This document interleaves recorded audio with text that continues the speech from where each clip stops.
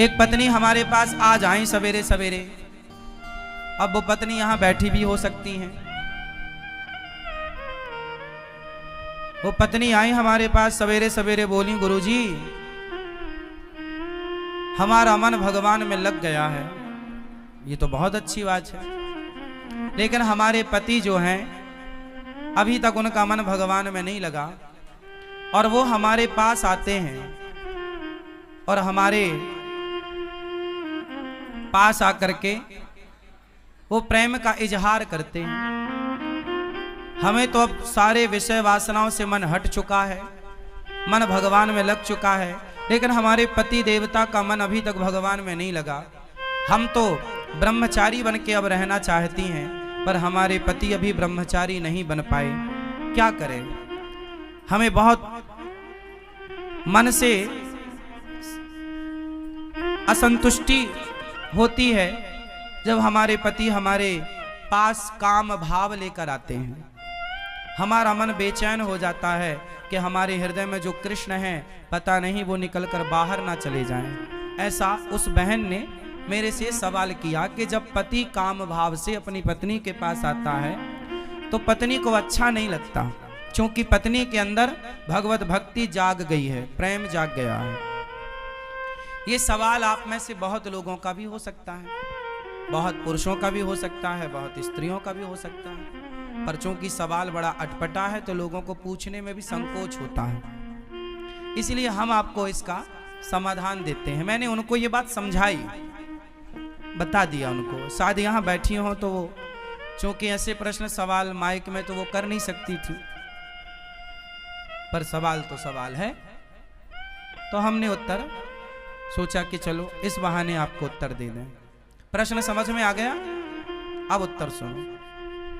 हमने उनसे बोला कि आपके पति, आप तो भक्ति में रम गई हो, बहुत अच्छी हो आप, कि आपके हृदय में कृष्ण विराज गए हैं, भक्ति विराज गई है, आपका दिन रात भगवत चिंतन में ही मन लग रहा, बहुत अच्छी बात है।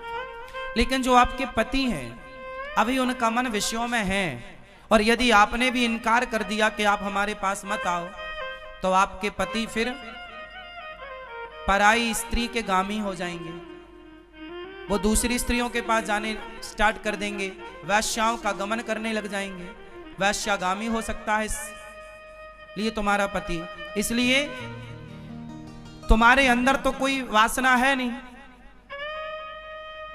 लेकिन पति के अंदर यदि है तो पति पत्नी के पास ही तो जाएगा। यदि तुमने भी उसे हटा दिया अपने पास से तो वो वैश्यागामी, उसका चरित्र बिगड़ जाएगा।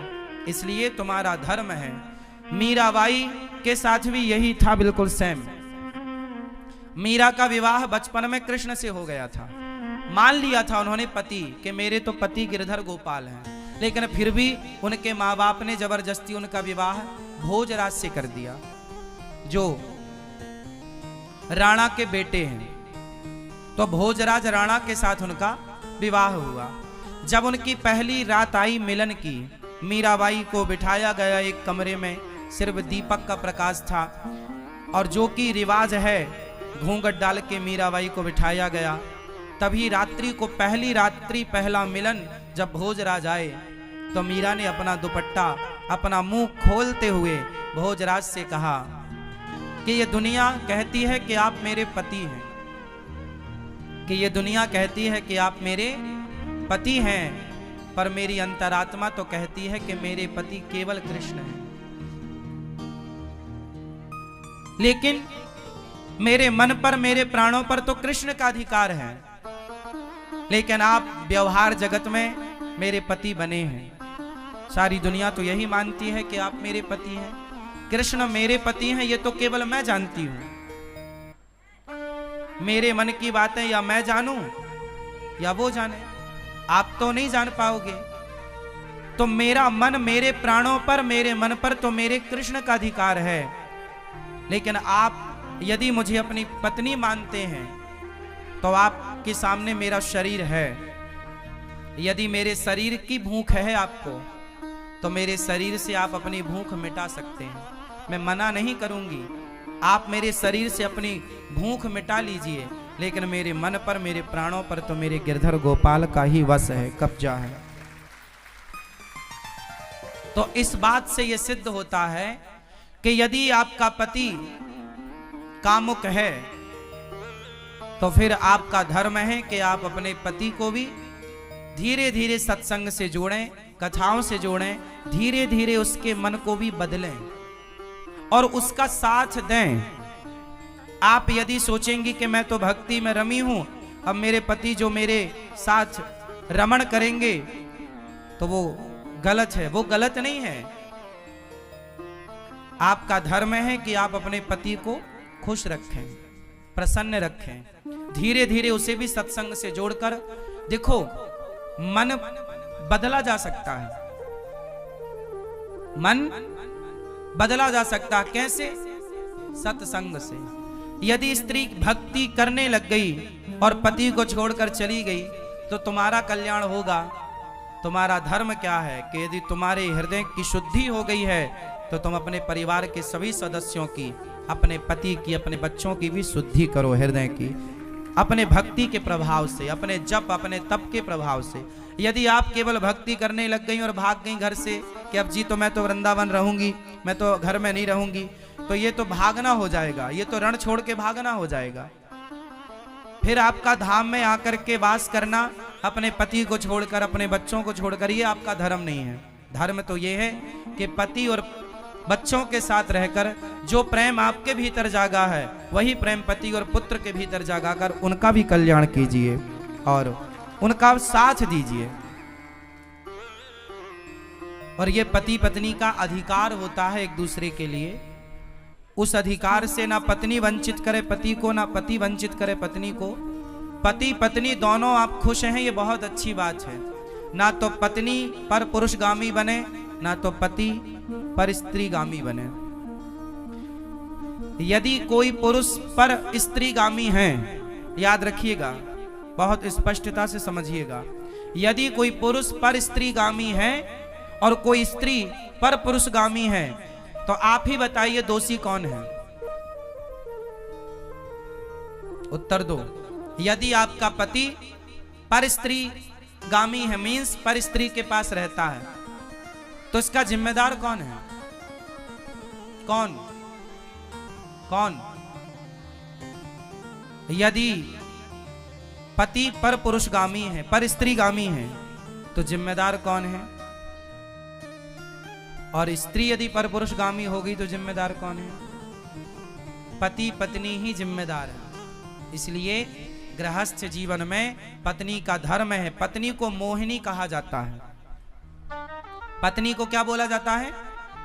भगवान नारायण ने 24 अवतारों में एक अवतार कौन सा लिया? मोहिनी अवतार। स्त्री, इसलिए हमारे भारत में श्रृंगार होता है। श्रृंगार किसका होता है? स्त्री का होता है, पुरुष का नहीं होता। स्त्री का ही श्रृंगार क्यों होता है? पुरुष का क्यों नहीं होता? 16 श्रृंगार स्त्री का है तो 8 संस्कार पुरुष को भी होते कि भाई तू भी कुछ लिपस्टिक लगा, तू भी कुछ तो कर। सारा श्रृंगार का स्त्रियों के पास है पूरा कार्य।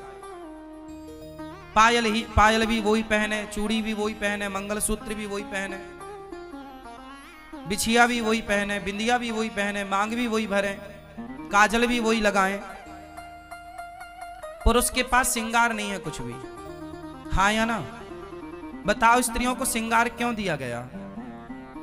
ताकि स्त्रियां उस श्रृंगार से सुंदर दिखें और उस सुंदरता से वो केवल अपने पति को रिझाएं, सिर्फ अपने पति को रिझाएं। मोहिनी है ना, पति को इतना मोहित करो अपने पति को कि आपका पति पर स्त्री गामी ना बनने पावे। यदि तुम्हारा पति पर स्त्री गामी बन गया तो तुमने ठीक ठीक से श्रृंगार नहीं किया। लेकिन आजकल श्रृंगार होता तो है जमाने के लिए, पति के लिए तो कुछ नहीं है। इसलिए पड़ोसन को रोज, इसलिए जेठालाल दया को नहीं बबीता को ज्यादा देखता है। हाँ।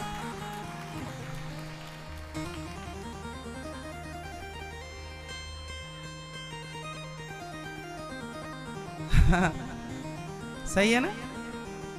तो स्त्री को कैसा होना चाहिए? पति के लिए मोहिनी होना चाहिए, जो अपने पति के मन को मोहित करती रहे।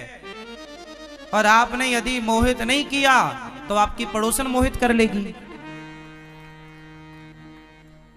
और वो मोहित करेगी तो फिर आप रोती आओगी, गुरुजी हमारे पति का चक्कर है। समस्या सब तरफ से है। मोहित करो वो अच्छा है। ये मोहित है? कहां धर्म पत्नी आपकी? घर मोहित कर लेती है वो आपको? उन्हीं से मोहित हो ना। हाँ, या तो पत्नी से मोहित रहो, या पति से, या परमेश्वर से, तीसरा कोई नहीं। और पति पत्नी का भी एक टाइम है। पति और पत्नी भी साथ में तब तक आप रमण करो जब तक कि आपके बच्चे अभी छोटे हैं। जब बाप का जूता बेटे के पांव में फिट बैठने लग जाए और मां की चप्पल बेटी के पांव में फिट बैठने लग जाए, तब से तुम दोनों पति पत्नी को भोगी बनकर नहीं, योगी बनकर रहना चाहिए। अब आप दोनों भी कंट्रोल करो धीरे धीरे, क्योंकि हमारा उद्देश्य विषयों का भोग नहीं है। हमने विवाह भोगों के लिए किया ही नहीं था, भोगों पर कंट्रोल करने के लिए विवाह, लगाम लगाने के लिए। लेकिन आज उल्टा होता है कि मन की चंचलता बढ़ती चली जाती है। अच्छा, ये सारे दोष इसलिए होते हैं क्योंकि सत्संग नहीं है। क्या नहीं है? सत्संग। और सत्संग ना होने से बिनु सत्संग विवेक ना होई, और राम कृपा बिनु सुलभ ना सोई। सत्संग की जरूरत है। सत्संग सुनेंगे तो दोनों, अच्छा सत्संग किससे सुनना चाहिए? पति पत्नी दोनों को, क्योंकि दोनों की समझ चाहिए। एक की समझ है पर दूसरे की नहीं है, तो एक गाड़ी साइकिल का एक पहिया पंचर है, और एक सही है तो भी साइकिल अपने लक्ष्य तक नहीं पहुंचेगी। दोनों पहिया बढ़ा। पत्नी और पति दोनों को एक विचारधारा का होना चाहिए। किस विचारधारा का होना चाहिए? एक विचार।